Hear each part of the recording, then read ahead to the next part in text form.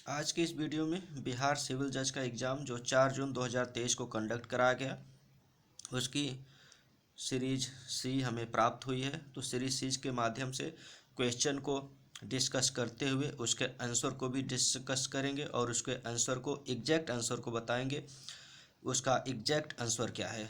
तो आइए इस पे ज़्यादा समय व्यतीत न करते हुए क्वेश्चन पे चलते हैं। जैसा कि यह सामान्य अध्ययन का पेपर है, इसके बाद इसको सॉल्व कराने के बाद लॉ के पेपर को भी सॉल्व कराया जाएगा। जैसा कि सबसे पहले इसको आपको हम ये बता दें कि इसमें टोटल 100 प्रश्न करने थे, जिसमें कि एक क्वेश्चन 1 नंबर का था, नो निगेटिव मार्किंग, कोई निगेटिव मार्किंग नहीं थी। आइए सीधा क्वेश्चन नंबर 1 पे चलते हैं। जैसा कि क्वेश्चन नंबर 1 था कि कर्क रेखा नहीं गुजरती है, तो जैसा कि कर्क रेखा भारत के 8 राज्यों से होकर गुजरती है। यह गुजरात से भारत में एंट्री करती है, गुजरात, राजस्थान, उसके बाद मध्य प्रदेश में प्रवेश करती है, मध्य प्रदेश के बाद छत्तीसगढ़, झारखंड, पश्चिम बंगाल होते हुए त्रिपुरा और मिजोरम में एंट्री कर जाती है। तो इस तरह से कर्क रेखा भारत के 8 राज्यों से होकर गुजरती है, तो जिसमें उड़ीसा से होकर कर्क रेखा नहीं जाती है।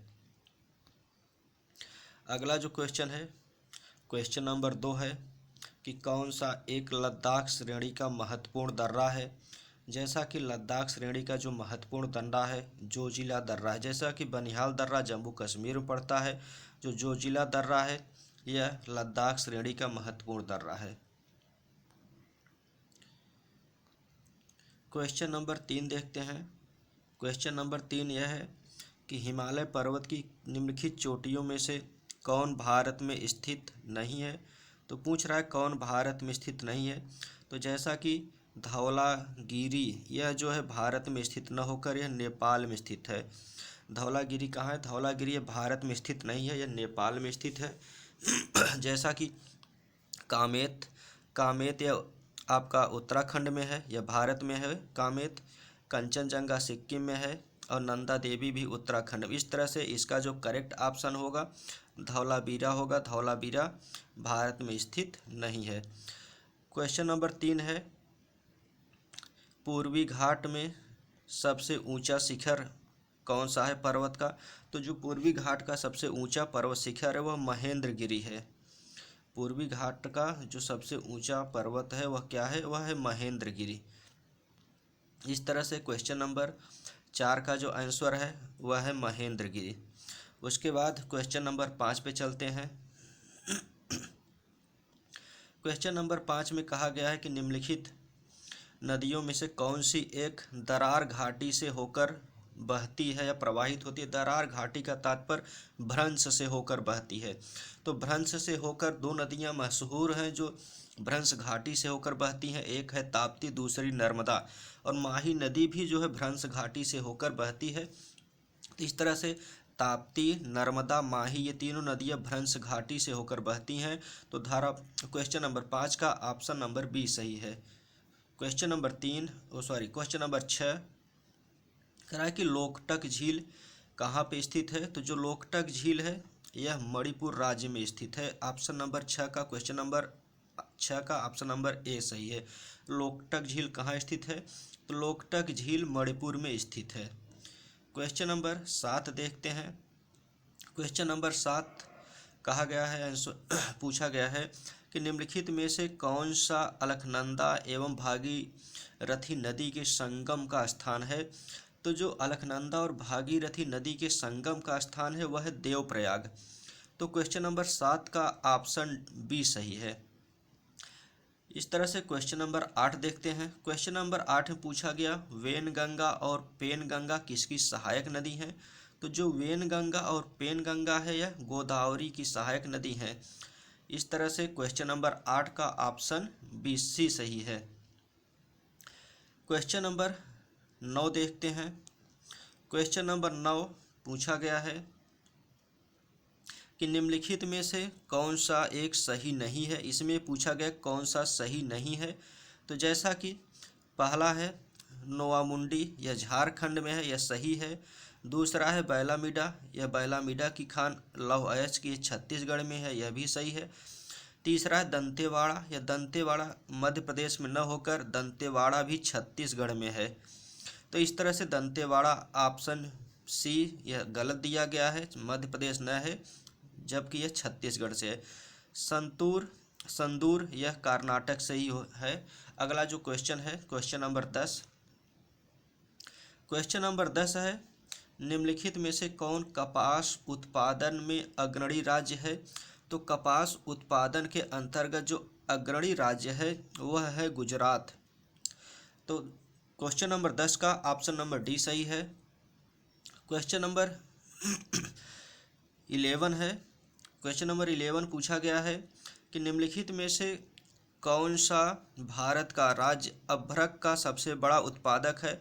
तो वर्तमान समय में जो अभ्रक का सबसे बड़ा उत्पादक है वह है आंध्र प्रदेश।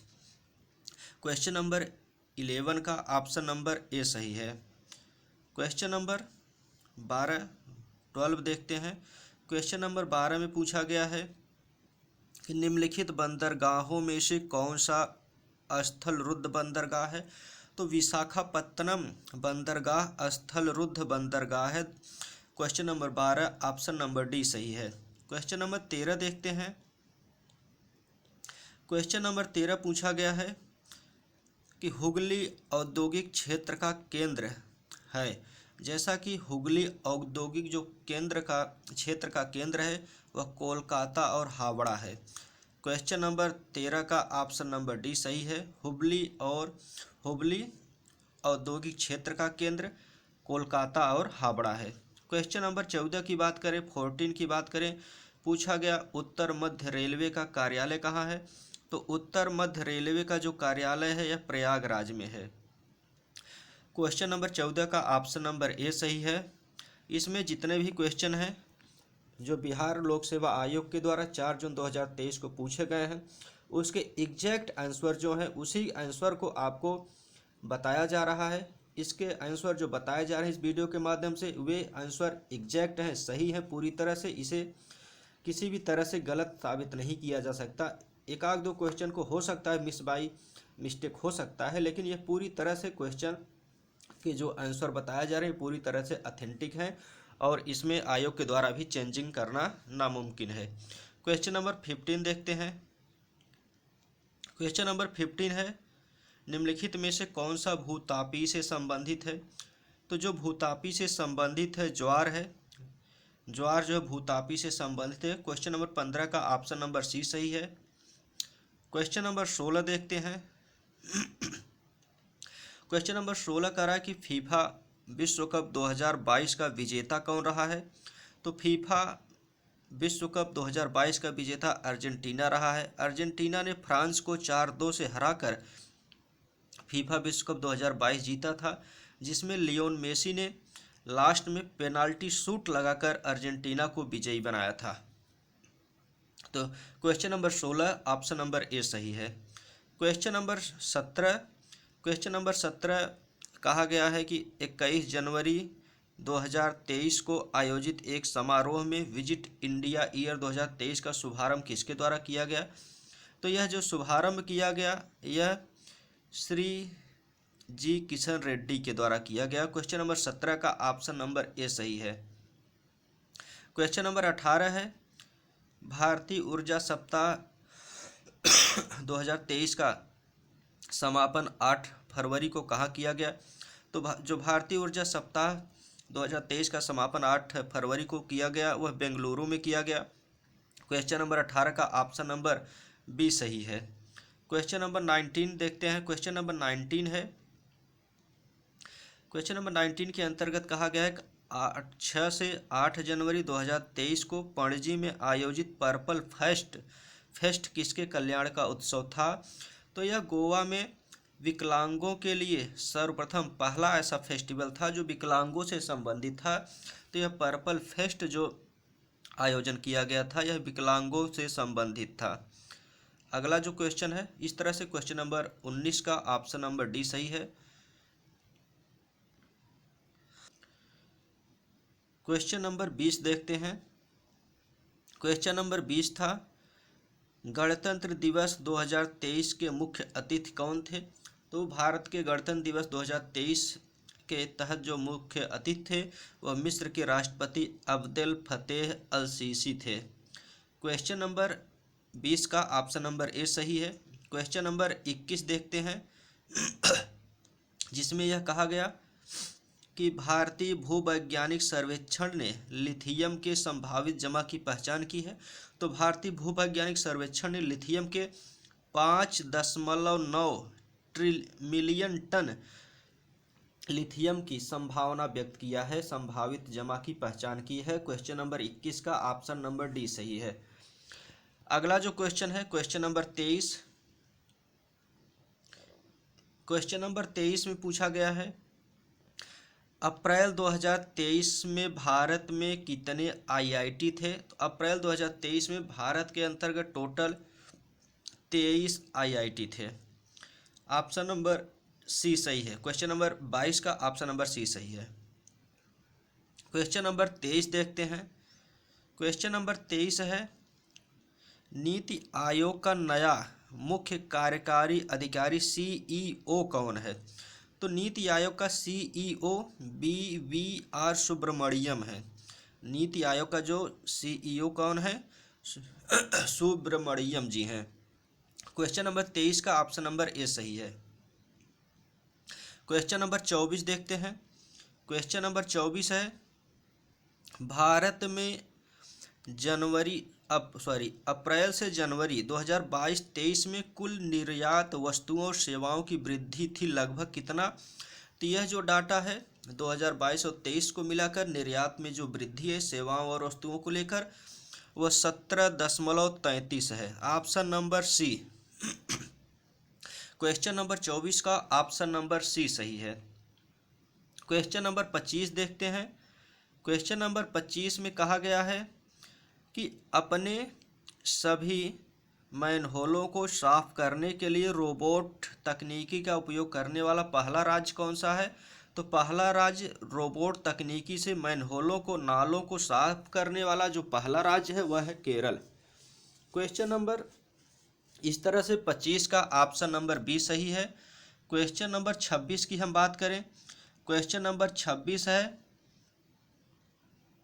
फुटबॉल के दिग्गज खिलाड़ी पेले का 29 दिसंबर 2022 को 82 वर्ष की आयु में निधन हो गया। वे किस देश के थे।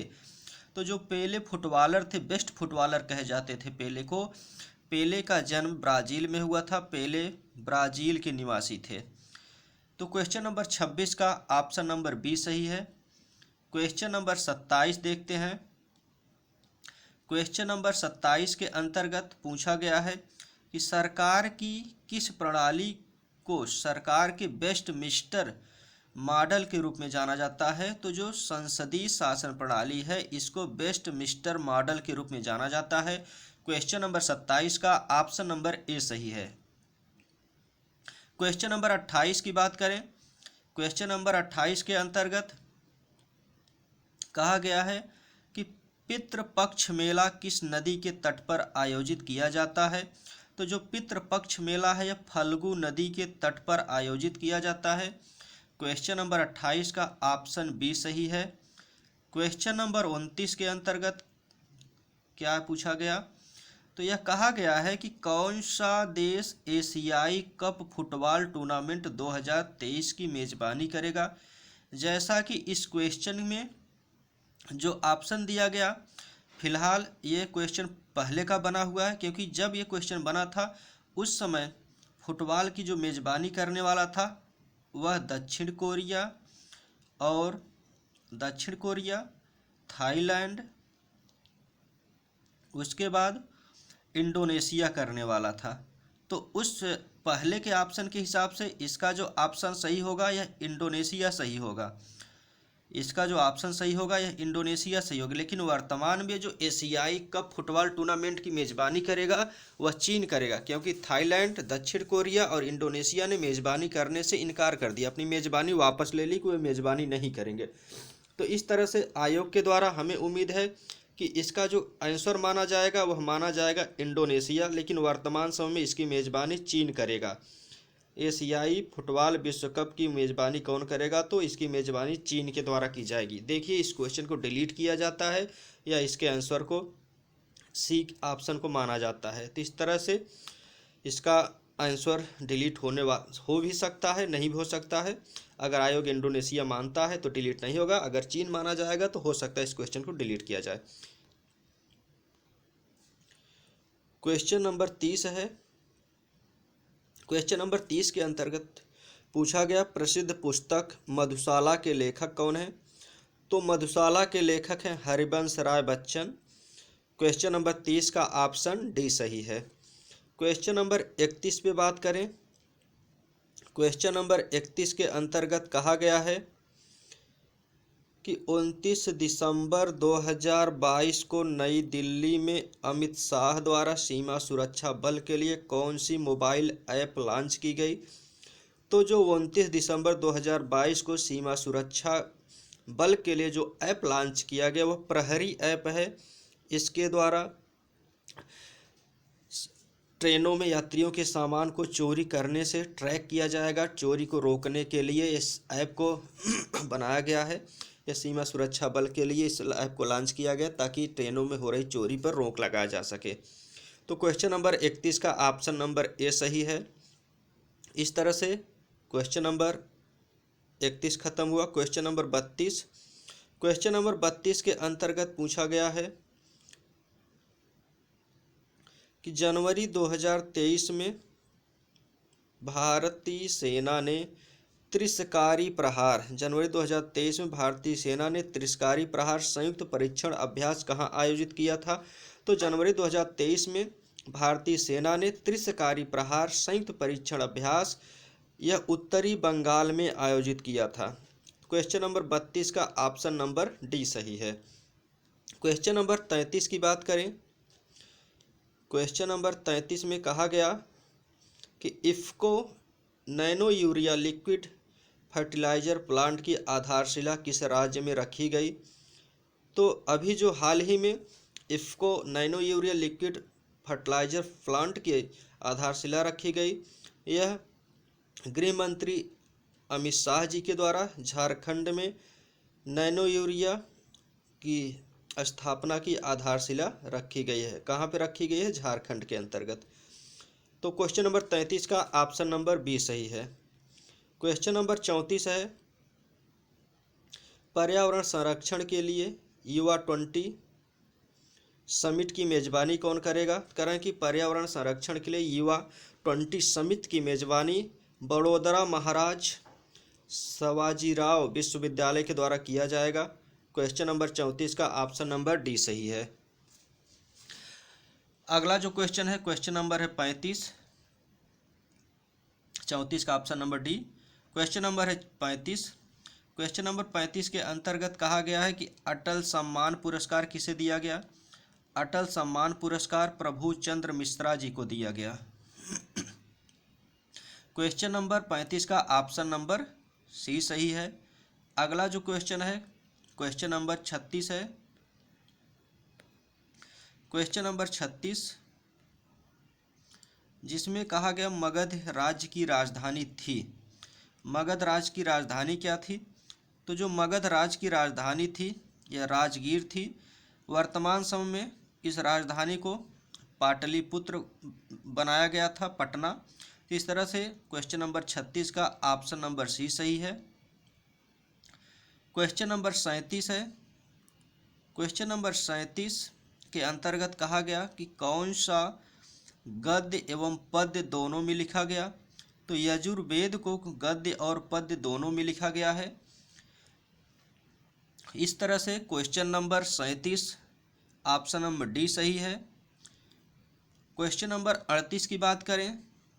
कहा गया कि भारतीय नेपोलियन किसे कहा जाता था? तो जो भारत का नेपोलियन कहा जाता था वह समुद्रगुप्त को कहा जाता था।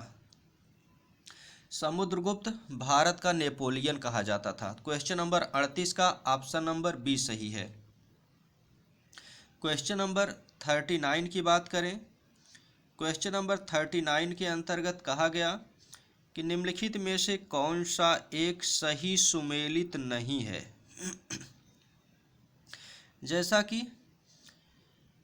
बुद्ध चरित्र और अश्वघोष के द्वारा लिखा गया है, भल्लाल चरित्र आनंद भट्ट के द्वारा लिखा गया, हर्ष चरित्र बाण भट्ट के द्वारा, कुमार पाल चरित्र यह जो है हेमचंद्र सूरी के द्वारा लिखा गया है।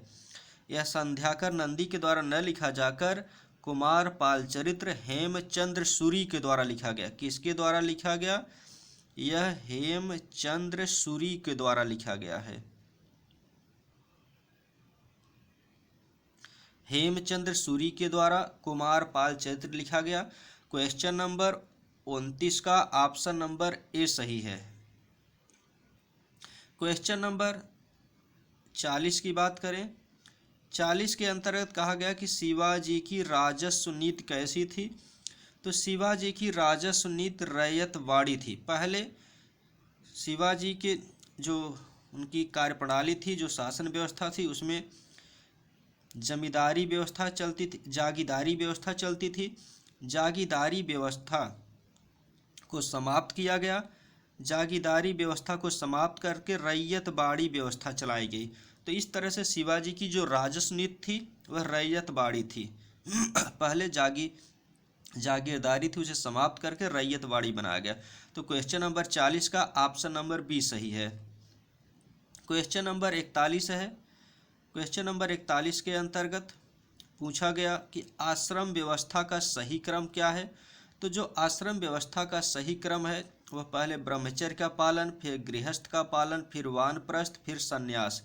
तो इस तरह से क्वेश्चन नंबर 41 का ऑप्शन नंबर डी सही है, जिसके तहत सबसे पहले ब्रह्मचर्य, फिर गृहस्थ, फिर वानप्रस्थ, फिर संन्यास।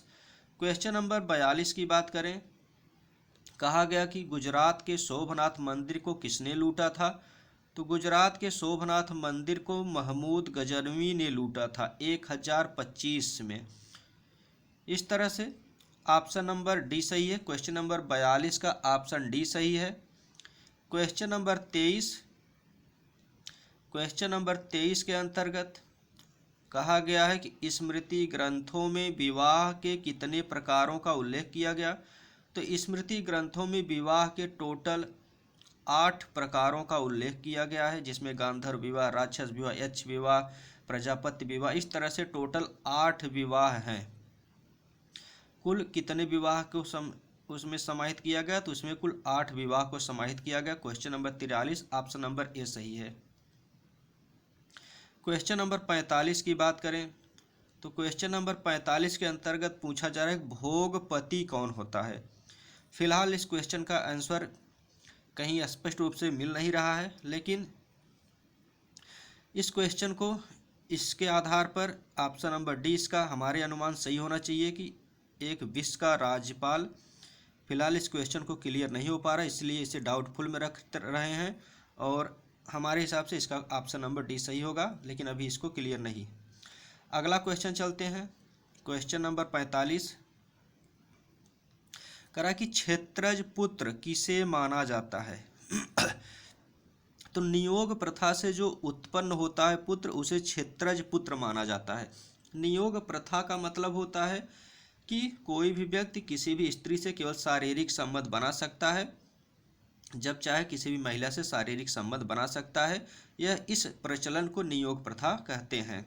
तो इस तरह से शारीरिक संबंध जो पुत्र पैदा होता है उसे क्षेत्रज पुत्र कहा जाता है। क्वेश्चन नंबर 45 का ऑप्शन नंबर बी सही है। क्वेश्चन नंबर 46 है। अलाउद्दीन खिलजी के समय बाजारों को नियंत्रित करने के लिए एक बाजार नियंत्रण की व्यवस्था की गई थी, जिसे सहनाय मंडी कहा जाता था। तो कौन नियंत्रित करता था? सहनाय मंडी या रियायत मंडी, सहनाय मंडी, रैयत आला। तो इस तरह से अलाउद्दीन खिलजी के समय बाजारों को नियंत्रित करने के लिए जो विभाग बनाया गया था वह सहनाय मंडी था। क्वेश्चन नंबर 46 का ऑप्शन नंबर डी सही है। क्वेश्चन नंबर 47 है।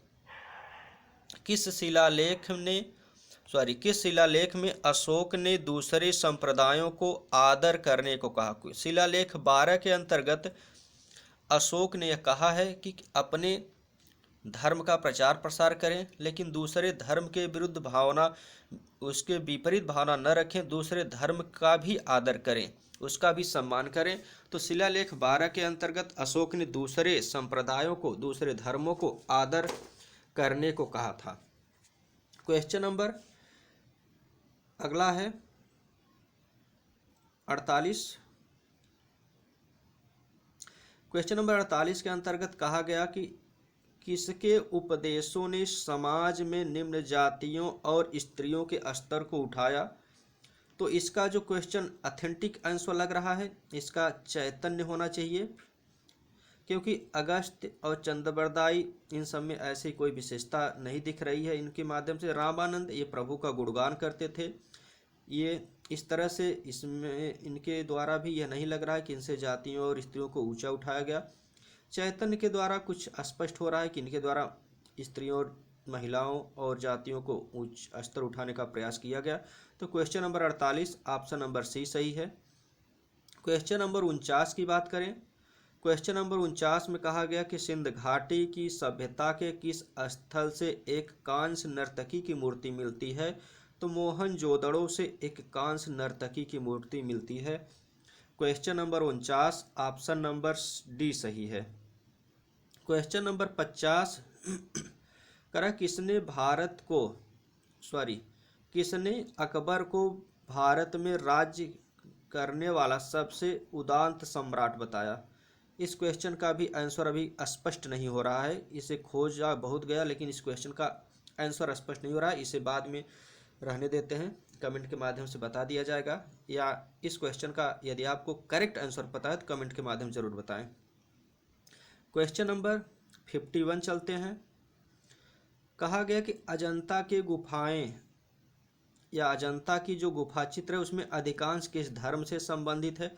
तो अजंता की गुफाएं हिंदू, बौद्ध, जैन तीनों धर्म से संबंधित है, लेकिन जो सबसे अधिक इसमें गुफा चित्र हैं वह बौद्ध धर्म से संबंधित हैं। तो क्वेश्चन नंबर 51 का ऑप्शन नंबर सी सही है।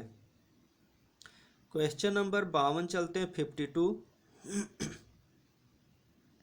कह रहे हैं कि किसने अपनी बहुत सी प्रेम कविताओं को भगवान कृष्ण को समर्पित किया। तो रसखान जी ने अपनी सभी जितनी भी इनकी कविताएं थी, प्रेम कविता थी, सब भगवान कृष्ण को समर्पित थी। भगवान कृष्ण के प्रति इनकी अगाध प्रेम था। उन्हीं के गुणगान हमेशा रसखान जी के द्वारा किया जाता था। तो क्वेश्चन नंबर 52 का ऑप्शन नंबर ए सही है।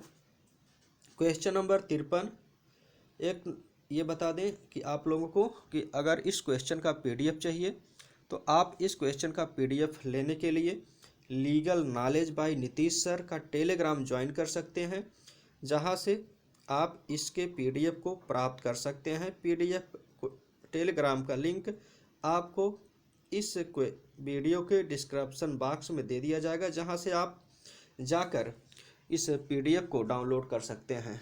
आगे चलिए क्वेश्चन नंबर 53। क्वेश्चन नंबर 53 है कि सर्वाधिक प्राचीन भारतीय दर्शन का रूढ़िवादी स्कूल किसे कहा जाता है। जबकि ये रूढ़िवादी स्कूल योग, मीमांसा, न्याय, सांख्य ये चारों रूढ़िवादी हैं, लेकिन इन रूढ़िवादियों में सबसे पुराना कौन है। तो इन रूढ़िवादियों में सबसे पुराना सांख्य दर्शन है। सबसे पुराना कहाँ है? सबसे पुराना सांख्य दर्शन है। तो धारा क्वेश्चन नंबर 53 का आंसर डी सही है। क्वेश्चन नंबर 54 की बात करें क्वेश्चन नंबर 54 में है कि 1857 की क्रांति हिंदू मुसलमानों का एक षड्यंत्र था, यह किसने कहा था। तो इस कथन को सर जेम्स ऑटरम और सर टेलर दोनों ने कहा था। सर ऑटरम और टेलर इन दोनों के द्वारा कहा गया था कि जो 1857 की क्रांति हुई थी वह हिंदू मुसलमानों का षड्यंत्र था। तो इस तरह से क्वेश्चन नंबर 54 का ऑप्शन नंबर सी सही है। अगला जो क्वेश्चन है क्वेश्चन नंबर 55 है, जिसमें कहा गया कि अनुशीलन समिति के द्वारा स्थापित की गई तो अनुशीलन समिति किसके द्वारा स्थापित की गई है? अनुशीलन समिति क्रांतिकारियों के द्वारा स्थापित की गई, जो सचिंद्र सान्याल के द्वारा इसकी शुरुआत की जाती है। क्वेश्चन नंबर 55 का ऑप्शन नंबर बी सही है। क्वेश्चन नंबर 56 देखते हैं। क्वेश्चन नंबर 56 के अंतर्गत यह पूछा गया कि सुल्तान फिरोज शाह तुगलक संस्कृत लेखों को फारसी में अनुवाद करवाया तो किस नाम से करवाया था? तो जो सुल्तान फिरोज शाह तुगलक ने संस्कृत लेखों को फारसी में अनुवाद करवाया था वह दलायत ए फिरोज शाही के नाम से सुल्तान फिरोज शाह तुगलक ने संस्कृत लेखों का फारसी में अनुवाद कराया था। Question number 56 option number C सही है। क्वेश्चन नंबर 57 है, किस वर्ष भारतीय सिविल सेवाओं की परीक्षाओं के लिए परीक्षार्थियों की आयु 21 वर्ष से घटाकर 19 वर्ष कर दी गई? तो 1857 में आईपीएस के जो आयु सीमा थी 21 वर्ष उसे घटाकर 19 वर्ष की गई थी, जबकि किए जाने के बाद जो परीक्षा जो आयोजित की जाती थी दोनों पहले भारत और इंग्लैंड दोनों परीक्षाएं इंग्लैंड में ही आयोजित होती थी। उसके बाद में जाकर संशोधन पारित किया गया, एक्ट बनाया गया, तब भारत में भी सिविल सेवाओं की परीक्षाएं ब्रिटिश काल में कंडक्ट कराई जाने लगी। अगला क्वेश्चन है क्वेश्चन नंबर 58। क्वेश्चन नंबर 58 है, पुस्तक का मिलान करना। कौन सी पुस्तक किसके द्वारा नहीं कही गई? कौन सी पुस्तक के लेखक कौन नहीं है? फारसी अनुवाद है। अथर्ववेद का फारसी अनुवाद किसने किया था? तो अथर्ववेद का जो फारसी अनुवाद किया था हाजी इब्राहिम सरहिंदी ने किया था। लीलावती का फारसी अनुवाद अबुल फजल ने किया था। रामायण का फारसी अनुवाद अब्दुल कादिर बदायूनी ने किया था। जबकि महाभारत का जो फारसी अनुवाद किए थे वो रजनामा के नाम से किया जाता है, इसे अबुल फजल ने किया था, रजनामा के नाम से की जाती है। इसका नकीब खान न होकर इसके जो फारसी अनुवादक हैं अबुल फजल ही हैं। तो ऑप्शन नंबर सी इसका करेक्ट है। क्वेश्चन नंबर 59 है, करें कि लाहौर में कांग्रेस के द्वारा पूर्ण स्वाधीनता का प्रस्ताव कब पास किया गया था? यह 1929 में पास किया गया था। क्वेश्चन नंबर 59 का ऑप्शन नंबर ए सही है। इसी दिन स्वाधीनता दिवस मनाए जाने की विचार की गई थी। उसी के बाद 1929 में लाहौर में रावी नदी के तट पर पंडित जवाहरलाल नेहरू ने के द्वारा मध्यरात को पूर्ण स्वाधीनता का लक्ष्य रखा गया था। यह 1929 की बात है। इस तरह से क्वेश्चन नंबर 59 का ऑप्शन नंबर ए।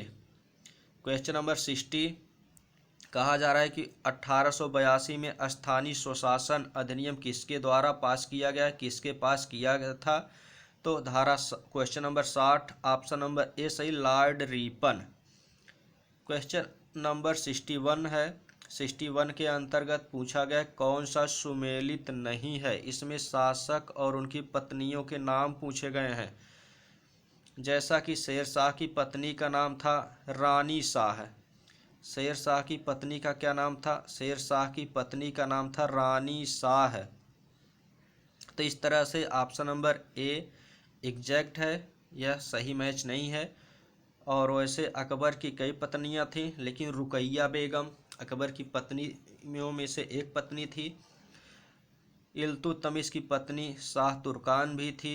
हुमायूं की पत्नी गुलबदन बेगम भी थी। इस तरह से 61 का ऑप्शन नंबर ए।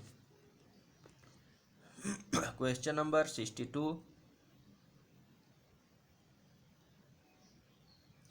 62 के अंतर्गत यह पूछा गया कि महात्मा गांधी ने दांडी यात्रा प्रारंभ करने का निर्णय लिया था।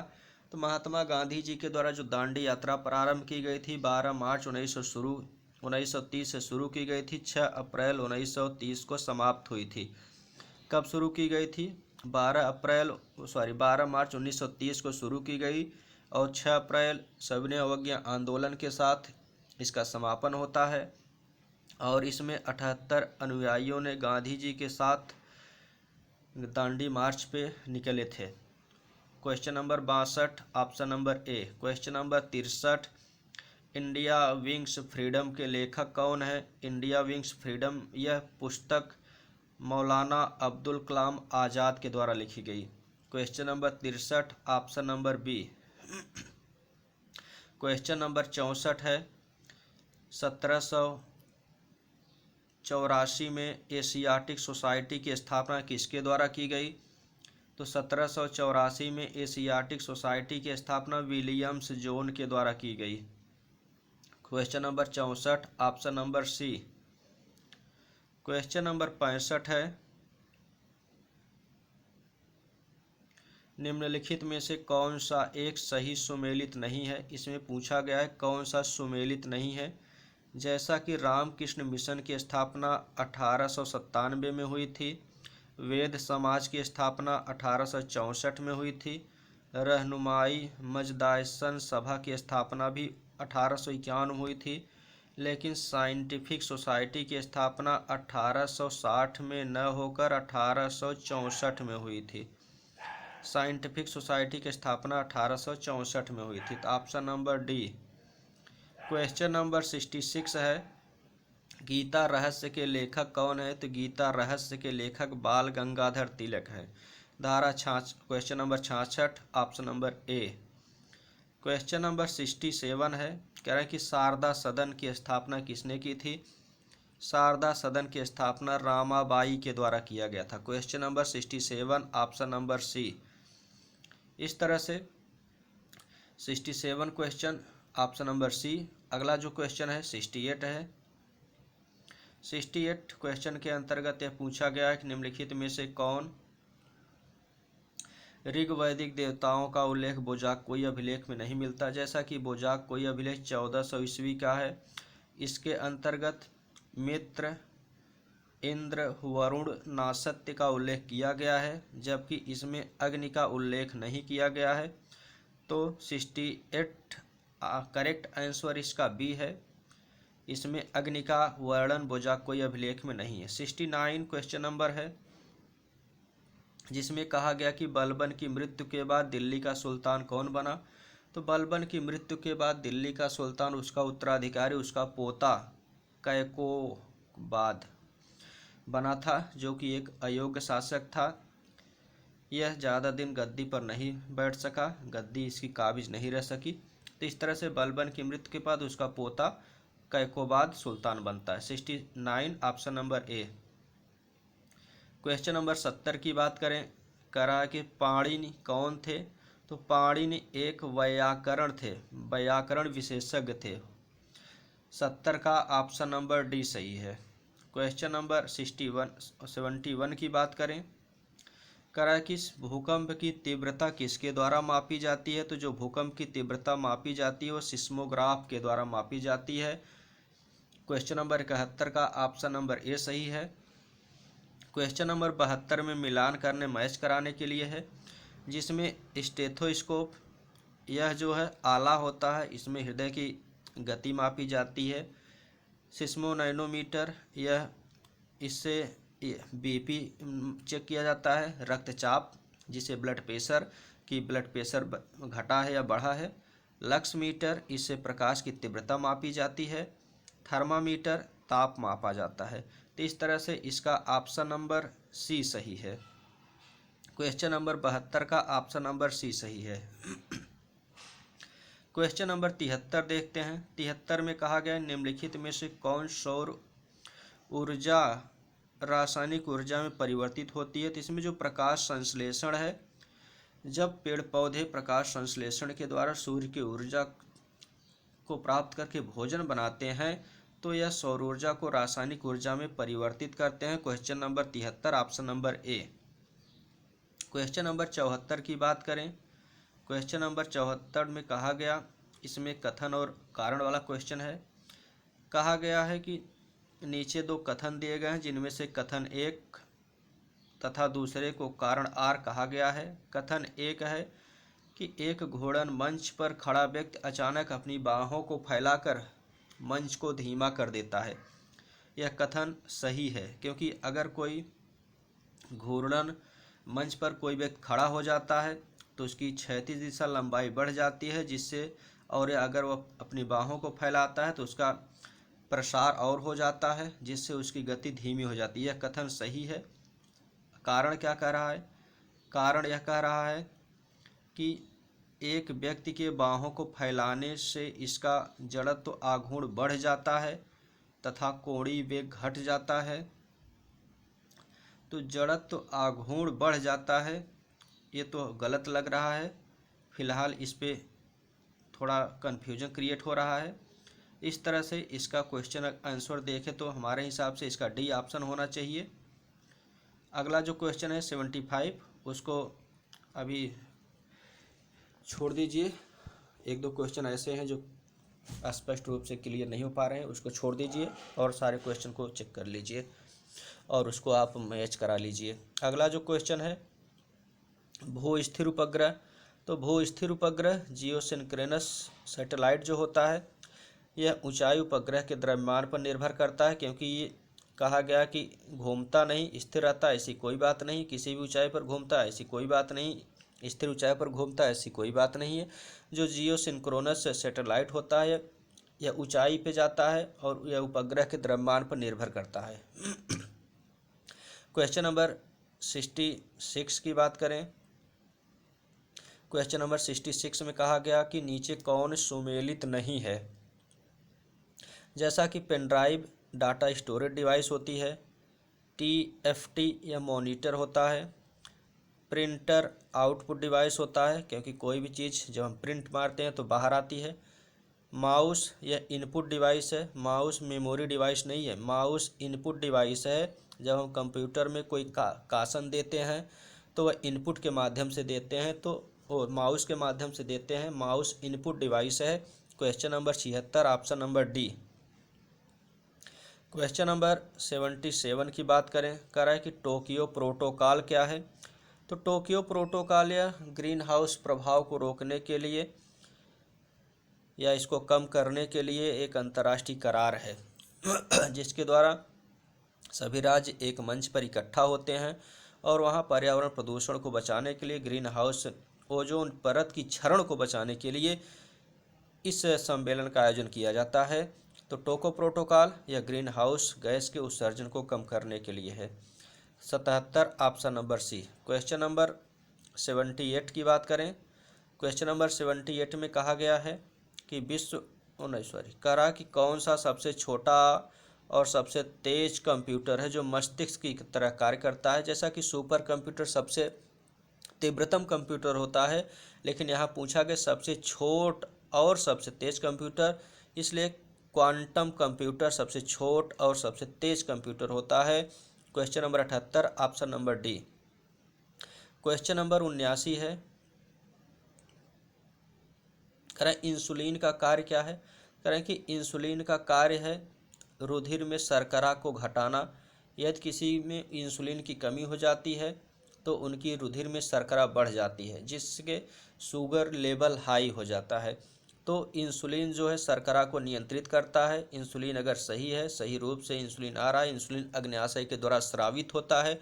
अगर इंसुलिन का स्रावण सही तरीके से हो रहा है तो व्यक्ति में शर्करा की मात्रा नहीं बढ़ेगी और उसे शुगर जैसी बीमारी नहीं होगी। और जब इंसुलिन घट जाता है, कार्य करना बंद कर देता है, तो शर्करा की मात्रा बढ़ जाती है और शुगर जैसी बीमारी रूप ले लेती है। क्वेश्चन नंबर 80 है, सोल्डिंग आयरन में क्या क्या होता है, इसका मुख्य घटक क्या है? तो जो सोल्डिंग आयरन है, जो सोल्ड किया जाता है तारों को, तो इसमें कॉपर और एल्यूमिनियम होता है। धारा question number 80 option number A. Question number 81 है, यह भी मैच कराने के लिए है। क्वेश्चन नंबर 81 क्या है? जैसे मरकरी की अगर हम बात करें तो मरकरी मैनोमीटर होता है, सिलिकॉन सेमीकंडक्टर होता है, जैसे सिलिकॉन को रेडियो में बनाने के लिए प्रयोग किया जाता है। सोडियम क्लोराइड ये नमक होता है, NaCl को सोडियम क्लोराइड कहते हैं। नाइक्रोम प्रतिरोधक तार है, इसका प्रयोग हीटर में भी किया जाता है। तो इस तरह से इसका जो करेक्ट ऑप्शन है इसका बी, अगला जो क्वेश्चन है, क्वेश्चन नंबर 82। इसका पीडीएफ अगर आप लेना चाहते हैं तो आप हमारे Telegram group legal knowledge by Nitish sir पे जाकर उसे ज्वाइन करके आप इस पीडीएफ को प्राप्त कर सकते हैं। इसके टेलीग्राम के लिंक को वीडियो के डिस्क्रिप्शन बॉक्स में दे दिया जाएगा। क्वेश्चन नंबर 82 है, निम्नलिखित में से किस धातु को केरोसिन तेल में रखा जाता है, रखना आवश्यक होता है? तो सोडियम को केरोसिन तेल में रखना आवश्यक होता है क्योंकि यह हवा के संपर्क में आने पर स्वतः ज्वलनशील हो जाता है। क्वेश्चन नंबर 83 है, शहद में निम्नलिखित में से कौन सी शर्करा सबसे अधिक मात्रा में पाई जाती है? तो जो शहद में शर्करा पाई जाती है वह फ्रक्टोस होती है। लैक्टोस दूध में पाई जाती है, सुक्रोज यह चीनी में पाई जाती है, माल्टोस फलों में पाई जाती है। क्वेश्चन नंबर 84 है, रेशम कीट पालन को क्या कहते हैं? तो रेशम कीट पालन को सेरीकल्चर कहते हैं, जैसे फ्लोरीकल्चर फूलों की खेती, एपीकल्चर मधुमक्खी पालन से है, हार्टिकल्चर या शायद सब्जियों के उत्पादन से है। तो question number 84 option number C. Question number जो 85 है,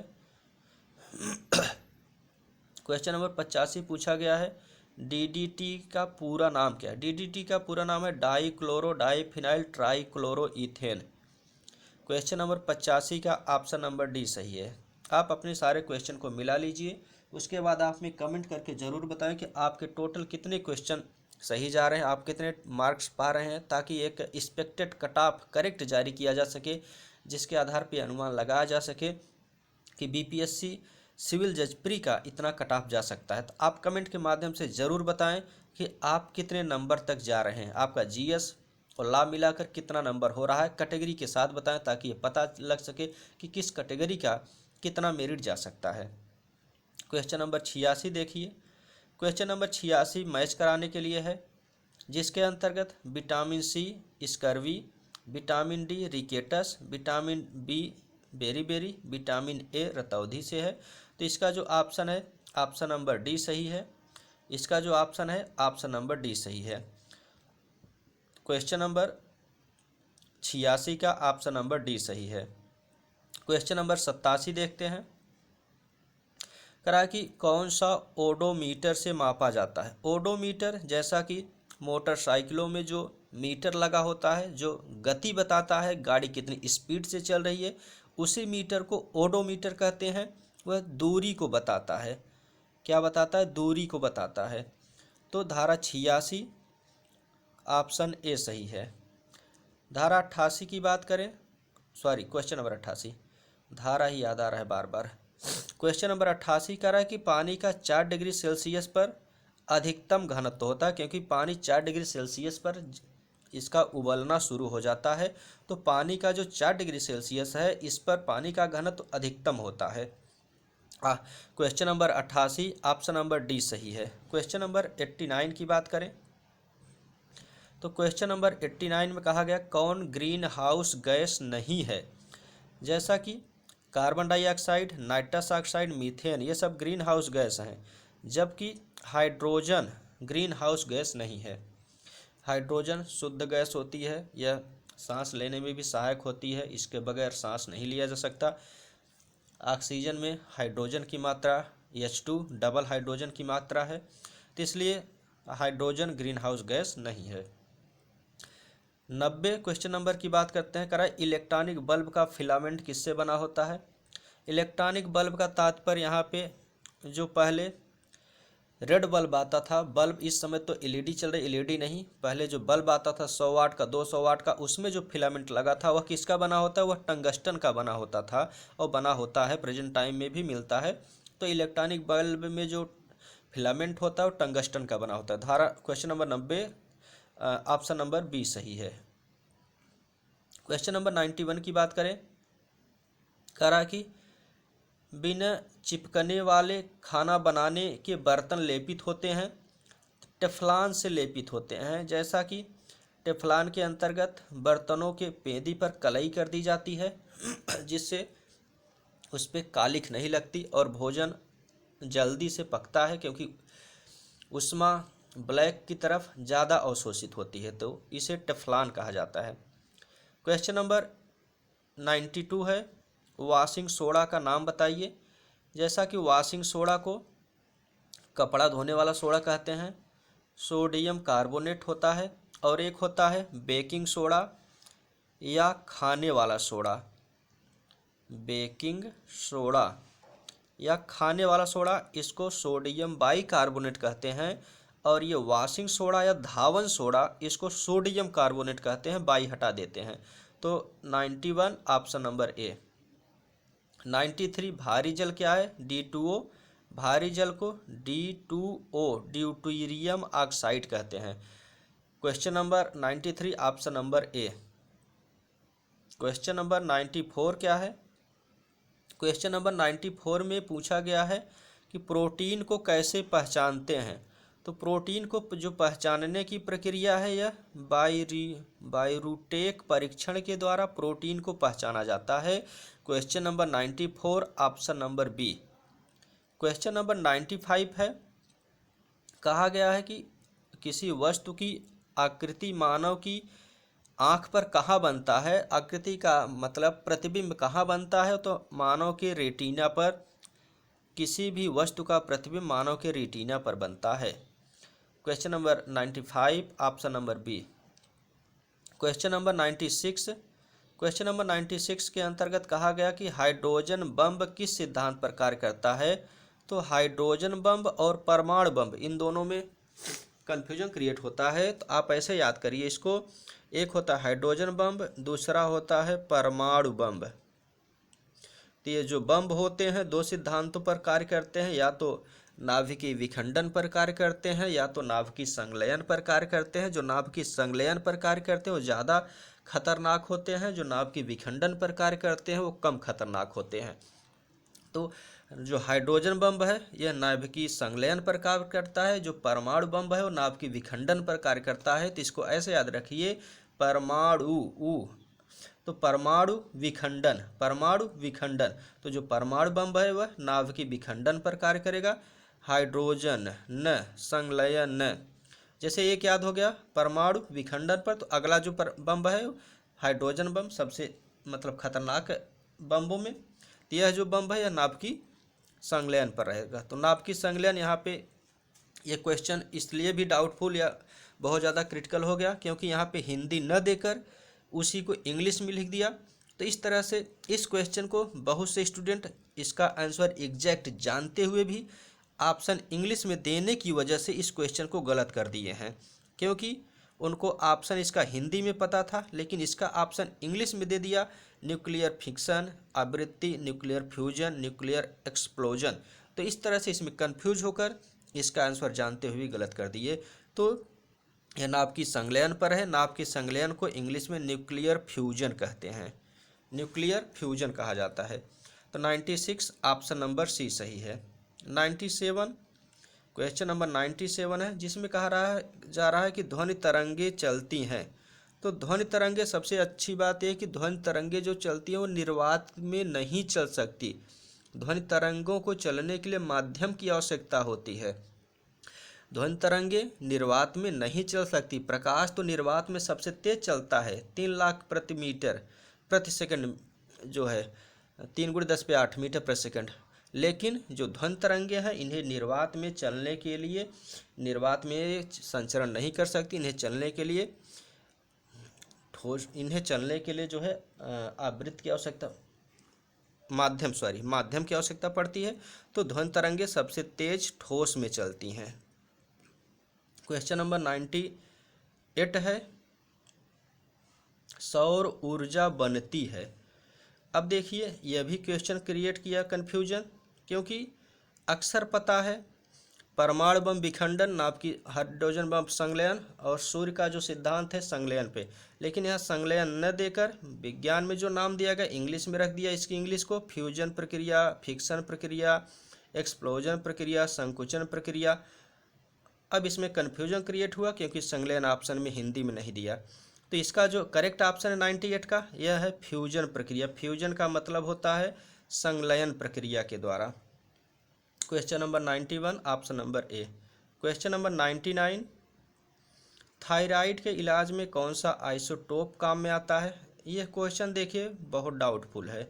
डाउटफुल का मतलब क्वेश्चन सही है लेकिन इसका जो ऑप्शन दिया गया है यह डाउटफुल दिया गया है, क्योंकि आइसोटोप थायराइड के निर्माण में जो आइसोटोप आता है वह आयोडीन 131 का प्रयोग किया जाता है। थायराइड 131 का जो है प्रयोग किया जाता है आयोडीन थायराइड के निर्माण में। जो P32 है, फास्फोरस 32 है, ये ल्यूकेमिया के थेरेपी के काम में आता है। कोबाल्ट 60 है, कैंसर के काम में आता है।